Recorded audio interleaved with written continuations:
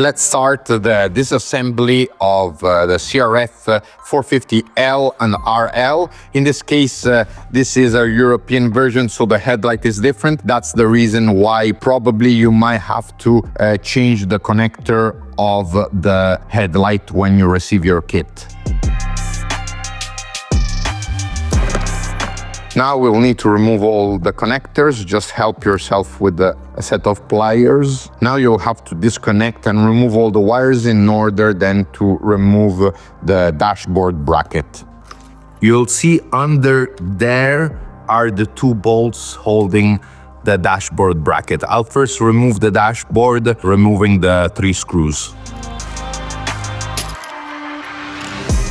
Remember, you will need these rubbers, so take them out and then we'll put them on the ultralight main bracket.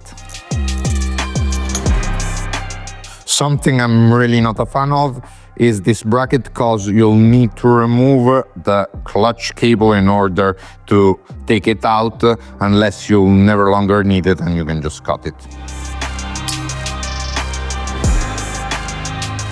Next step, we'll go and remove the front fender. Disconnect all the wires so that this will make it easier for when we go and install the tower. And we remove the upper triple clamp bolts.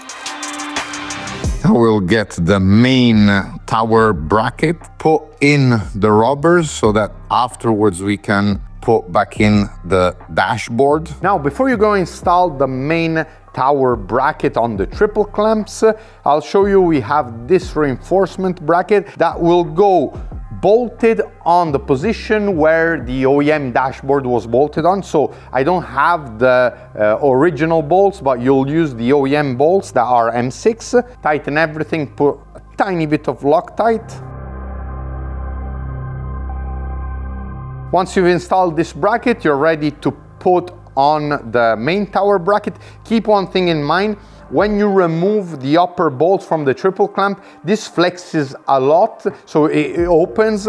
You might need to push a bit in order to fit it. Once it goes through, you should have the side bolts aligned, but also these front bolts with the bracket, where you will run 2 bolts and nuts to bolt it together. This is a reinforcement for the bracket, and then align everything on the bottom and place the bolts from underneath the front fender, and then you're set to go to move on to the next step and start installing the tower. Before installing the fender, you'll need to cut these 2 plastic tabs.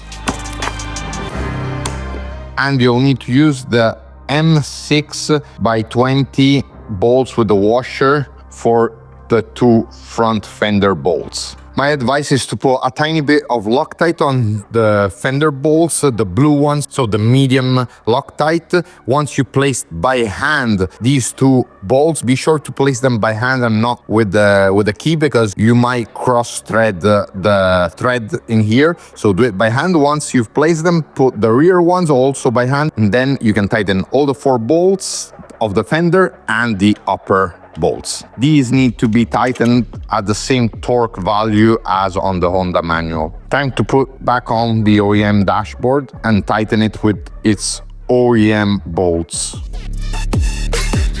Now get your fuse box, remove the cover, place the fuse box with the 2 M5 by 30 bolts that are included in the hardware bag. Included in every box, you have this nice photo of the bike, and back here the checklist with everything that is included in the kit. Now you're ready to install the tower. You get the M8 by 20 bolts. I like to put the left-hand side of the tower first. Place the 2 bolts, and on the back we'll put the washer and the nuts. Okay, now you can already tighten this side of the tower, because then we're gonna make on here the connection, and we will run the wire all the way to the battery and here to the on-off switch.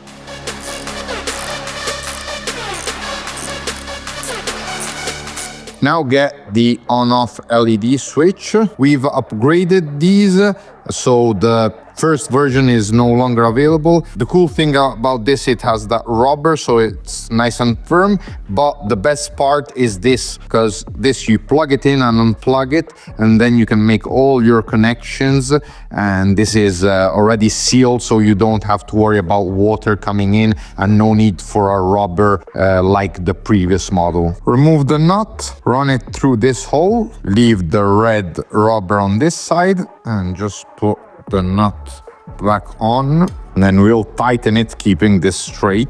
This plug, you'll want it now loose so that you can make your connections. Then on here you should see a small plus and minus. The red goes to the plus and the black goes to the minus. You can't go wrong, and then you can make all the connections. I'll leave here on the screen a quick diagram on how to wire this switch, so that then you can have it and it will help you out. You can even add on the other side of the tower a second switch if you want. In this case, we will use the switch with the main power cable so that we can turn on and off the power for all the instruments. So everything coming here in the fuse box, we can turn it on and off, because then all the connections of all the devices need to be done on the tower, so that you don't have to worry about cables running all the way to the battery. This will be your only cable running to the battery. You have here on this side, it says battery, so you can't go wrong. Here you put a fuse. I generally put a 10 amp fuse,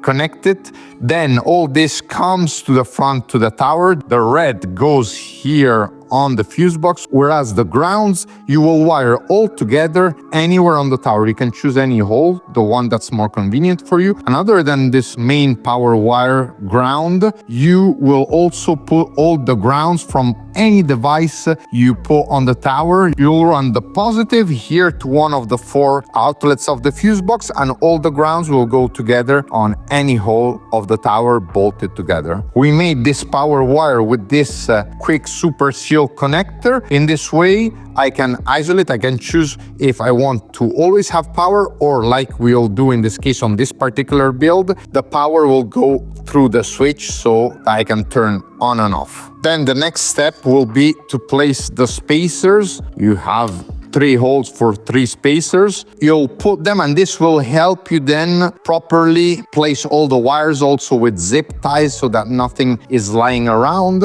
Remember, always don't pull too much the cables. Don't have them zip tied so tight. Leave them always a bit loose. But with the spacers in the middle, it will be much easier to do this step. Without repeating myself as for the other videos, I'm gonna miss some steps, but if you're new to the channel, go back and, for example, the last video of the beta installation, the tower body is always the same for all the different kits. Here you can see it mounted, so once you place the spacers, then you'll go on to installing the lights and the other side once you fix the cables. And in case you also have the USB optional and voltmeter display, you'll install that here before installing the bracket. Anyways, if you have any doubts, go and check my other videos here on the channel, and you'll see the rest of the tower build before completing your build. Okay, since I really had to finish this bike, I didn't go into the next details, but I'll show you alone how the tower is mounted, because then once you have the bracket, the dashboard on, you can also directly fit the tower. And then self-explanatory, the windshield goes on, and these are some protective caps. I haven't lost any until now, but I know some people have lost them. Not a big deal. You can even change the bolt if you want, so it's just more something that's aesthetic. I also want to quickly show you how we set up this bike. We have the on-off switch that turns the LED and gives power to everything. Then you have here the fuse box with the LED error indicator. On top here, we went for the carb heater together with the 7 solid Bluetooth switch. So we have 3 buttons and then a joystick to move around and configure it with the tablet. Here, the rider already had a quad lock, and that's it for this nice, sweet, simple setup. Well guys, that's all for the tutorial video of the CRF450L. Let me know down in the comments what you think. If you like how this bike turned out. I think it looks pretty cool with this awful red and black matte finish design. We did also a few modifications on the suspensions and the seat cover, whereas the seat shape was already delivered like this. In any case, stay tuned, follow me on Instagram, subscribe to my channel, and I'll see you in the next one. Ciao!